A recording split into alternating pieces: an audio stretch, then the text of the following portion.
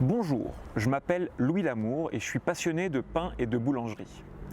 Aujourd'hui, j'aimerais vous parler de pain de tradition française et comment en parler sans évoquer le décret pain, ce décret datant de 1993 qui régit ce que l'on peut appeler pain de tradition française. En fait, il stipule que ne peut s'appeler pain de tradition française uniquement un pain réalisé à partir de ces 5 ingrédients, la farine, le sel, l'eau, la levure et le levain, ou bien uniquement la levure ou le levain, au choix du boulanger. De plus, il régit ce qui peut rentrer dans la composition de la farine, à savoir de la farine de blé, du malt, de la farine de fèves et de la farine de soja.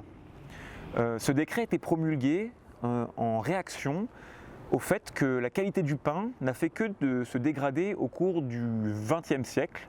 Avec la mécanisation, les boulangers avaient besoin d'améliorants, d'acide ascorbique et d'émulsifiants pour donner de la tolérance à leurs pâtes, mais ça a entraîné aussi une dégradation de la qualité finale du pain.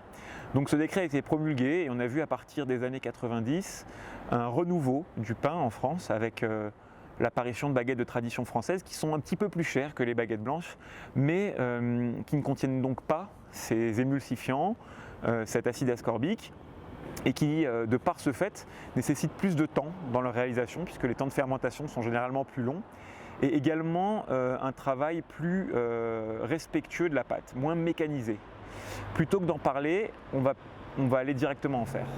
Aujourd'hui, les baguettes de tradition française.